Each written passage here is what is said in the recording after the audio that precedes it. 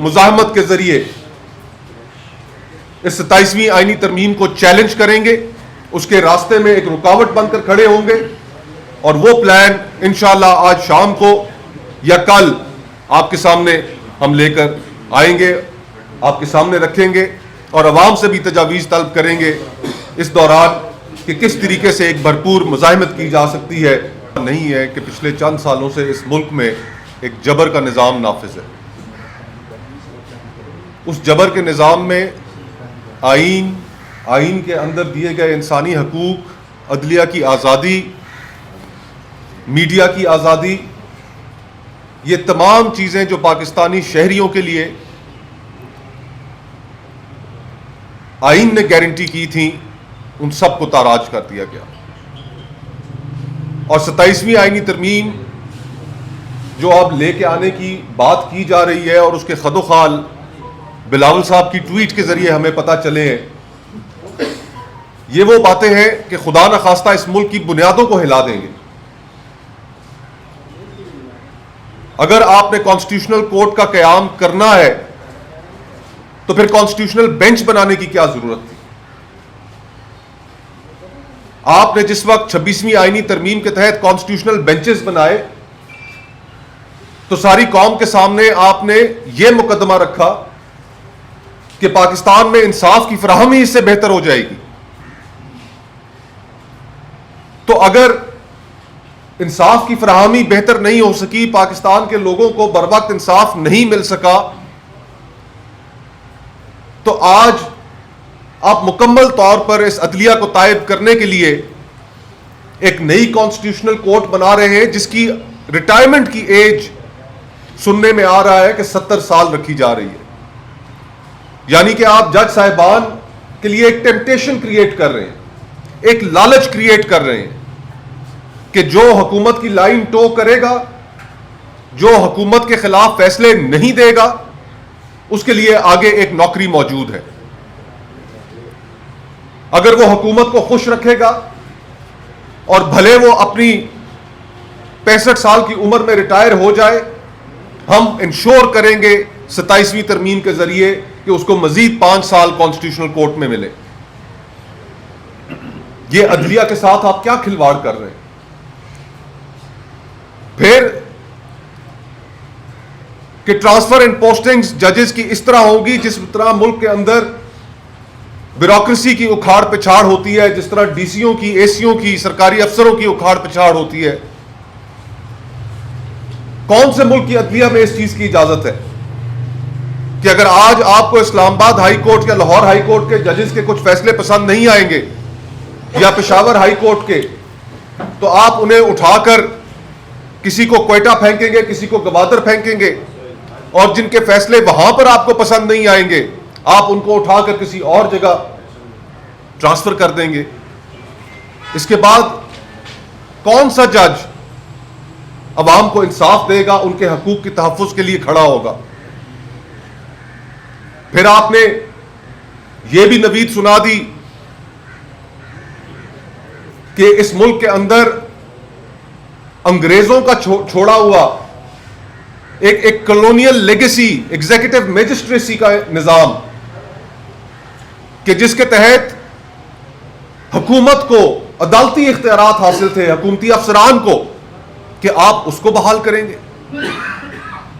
आइन की शेख 175(3) और हमारे आइन की जो बुनियाद है वो trichotomy of powers, separation of powers के ऊपर है कि कोई इदारा किसी दूसरे इदारे के इख्तियार नहीं इस्तेमाल करेगा।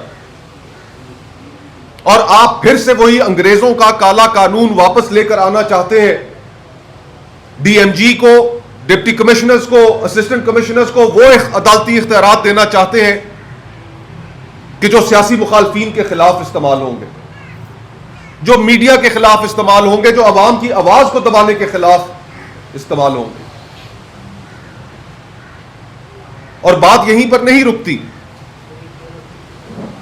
आपने साथ यह भी नवीद सुना दी कि इलेक्शन कमीशन की तकर्री, उसके ऊपर नई तरमीम लेकर आई जाएंगी। चीफ इलेक्शन कमिश्नर और इलेक्शन कमीशन का जो कॉम्पोजिशन है उसके ऊपर।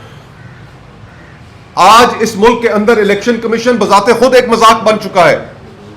8 फरवरी के इलेक्शंस आपके सामने हैं।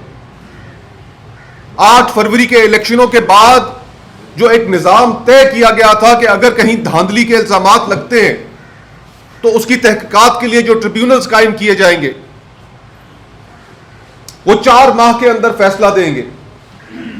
आपने उसको भी सैबोटाज किया और अब एक ऐसा इलेक्शन कमीशन लेकर आना चाहते हैं कि जो इलेक्शन की सिर्फ एक एक्सरसाइज करेगा और घर बैठे हुकूमती लोग प्री अप्रूव्ड लिस्ट्स उनके पास होंगी उस इलेक्शन कमीशन के पास कि जिनको सिर्फ वो नोटिफाई करेगा कि ये अब पार्लियामान के मेंबर है। आप करने क्या जा रहे हैं इस मुल्क के साथ? फिर आपने ये भी नवीद सुना दी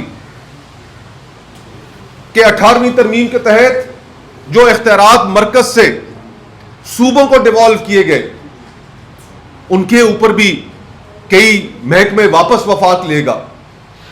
मैं उस काबीना की मीटिंग में शामिल था कि जिसमें 18वीं तरमीम की मंजूरी दी गई और यकीन मानिए कि उस काबीना की मीटिंग के अंदर मैंने कई सियासी कारकुनान को जो काबीना का हिस्सा थे, जिन्होंने अपनी सारी जिंदगी सूबाई हकूक के लिए, साइल और वसाइल के लिए बात की, उसकी खातिर लड़े, उनको रोते हुए देखा। उनकी आंखों में आंसू थे और उन्होंने कहा कि जिस चीज के लिए हम पिछली 7 दहाइयों से जिद्दोजहद करते रहे, जो हमें बर वक्त अगर दी जाती तो साने मशरिकी पाकिस्तान ना होता। आज आप अपनी उसी अचीवमेंट को अंडू करने चले हैं।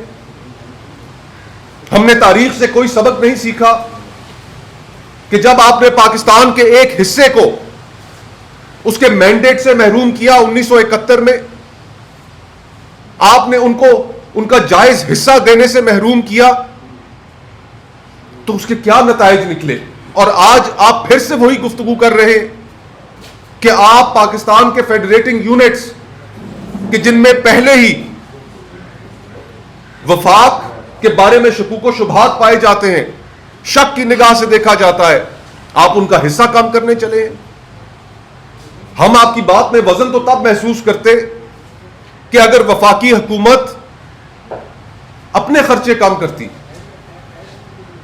अगर सदर हाउस का खर्चा बढ़ जाता है, अगर वजीर आजम हाउस का खर्चा बढ़ जाता है, अगर वुज़रा की तनख्वाहें बढ़ जाती हैं, अगर स्पीकर नेशनल असेंबली और चेयरमैन सेनेट की तनख्वाहें बढ़ जाती हैं, आपने जो सफेद हाथी पाल रखे हैं, आपकी जो शाह खर्चियां हैं, जब आप वो खुद कम नहीं करते तो आप सूबों से उनका हिस्सा कैसे छीन सकते हैं?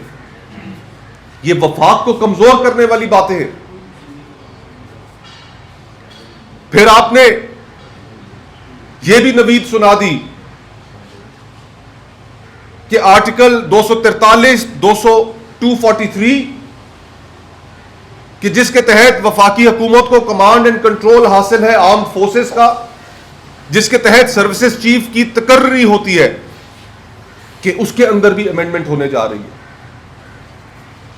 क्या अमेंडमेंट होने जा रही है? इस मुल्क को अब क्या बनाना चाहते हैं? हमारी 76 साल तारीख में इस मुल्क में एस्टैब्लिशमेंट का सियासत के ऊपर जो असर रहा, आज के दौर में भी जो असर है, उसको सामने रखते हुए अगर आप 243 में तरमीम करेंगे तो आप मुल्क की बुनियादें और मुल्क का जो स्ट्रक्चर है उसको एक दफा फिर से तब्दील कर देंगे। और इस तरह से तब्दील करेंगे, अब जो बातें हमारी सुनने में आ रही हैं,